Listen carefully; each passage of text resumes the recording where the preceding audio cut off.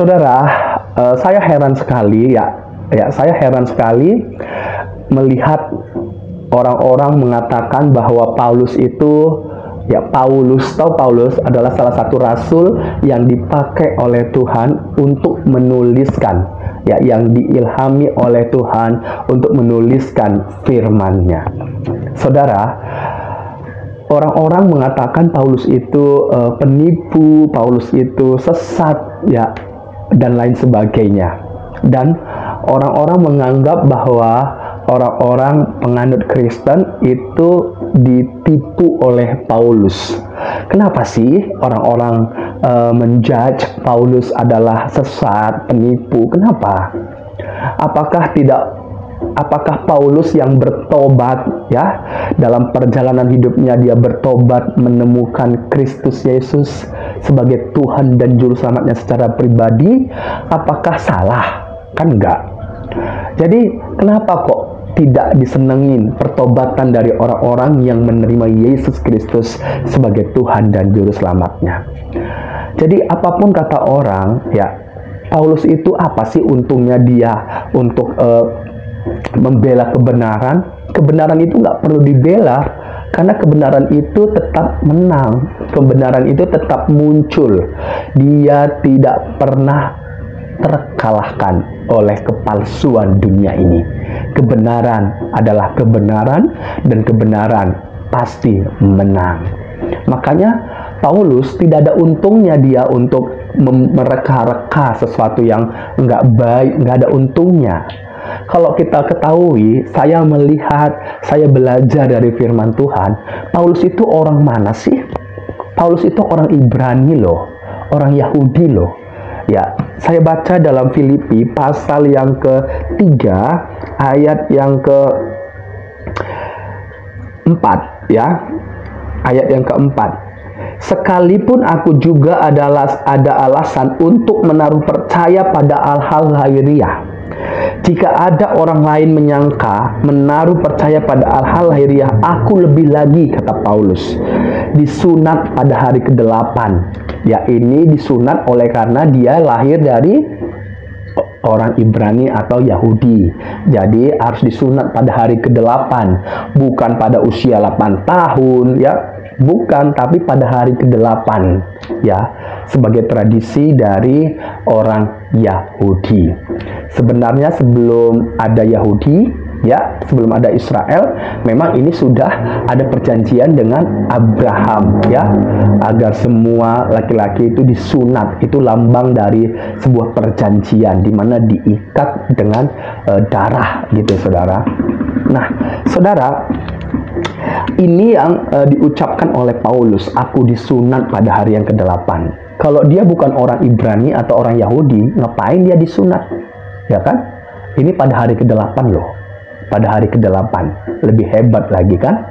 Kalau kita lihat sekarang orang-orang disunat, yang mengaku dirinya suci, disunat, pada usia, ada yang dewasa, ada yang ini. Sebenarnya itu hak masing-masing, privasi. Tapi bukan itu poinnya, Tapi ini adalah tradisi dari orang Yahudi yang menunjukkan Paulus itu benar-benar orang Yahudi. Makanya dia disunat pada hari ke-8, Jadi sunat tidak harus keharusan bagi orang-orang di luar dari Yahudi. Tidak menjadi keharusan, tapi orang Yahudi dia harus disunat pada hari ke-8, gitu. Bukan pada hari ke-9 atau pada tahun yang ke-8 atau usia 8 tahun, bukan, Kemudian dikatakan dari bangsa Israel. Nah, dia orang Israel, dari suku Benyamin. Dia dari suku Benyamin, orang Ibrani asli. Tentang pendirian terhadap hukum Taurat, aku orang Farisi, kata Paulus.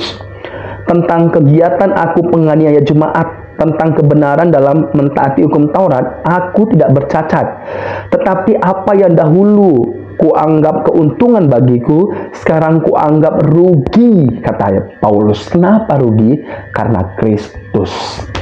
ya, Kristus.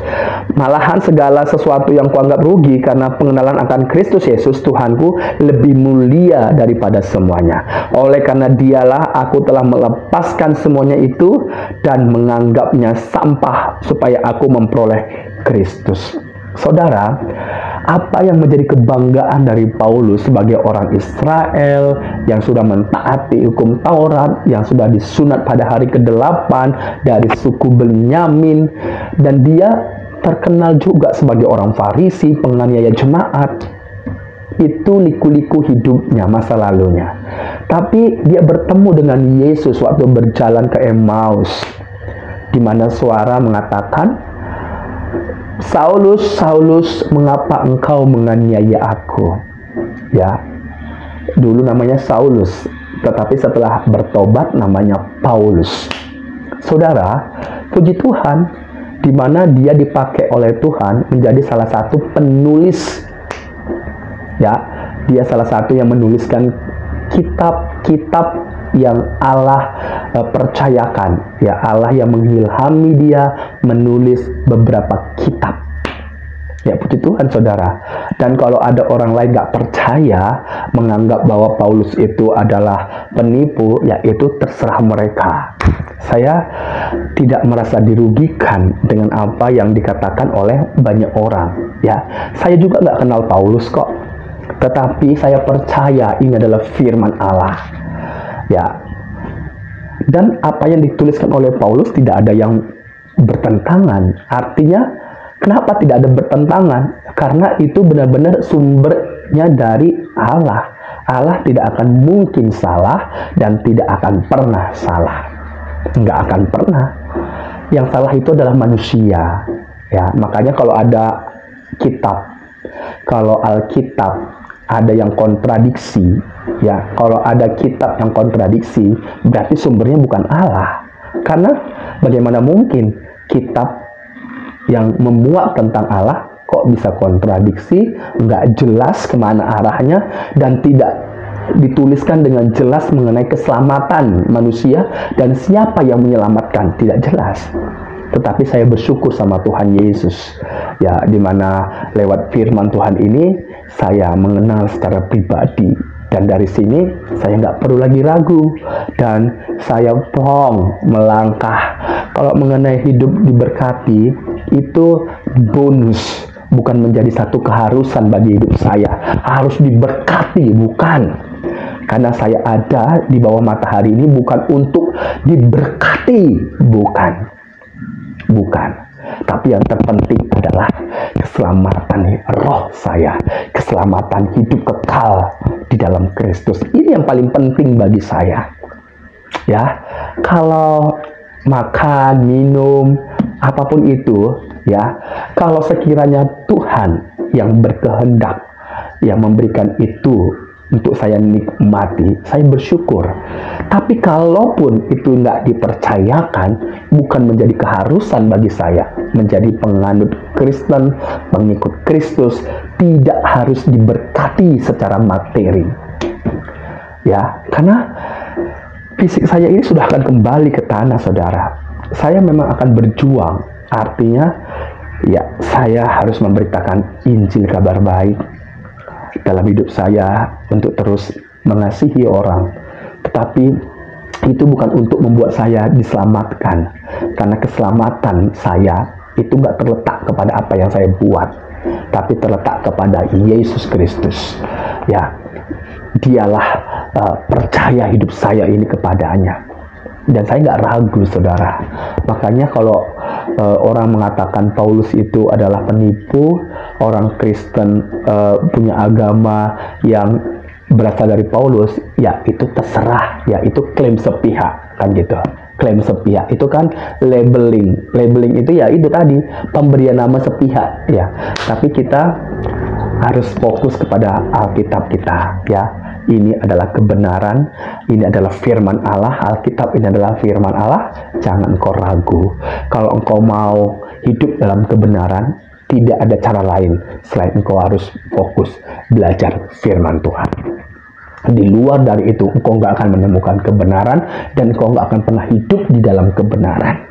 Ya, Puji Tuhan saudaraku, terima kasih Tuhan karena lewat Paulus kami boleh memahami apa yang Tuhan kehendaki untuk kami boleh belajar pribadimu, belajar Allah itu, ya belajar karya keselamatan, mengenal siapa kami dan kemana arah kami nanti pergi.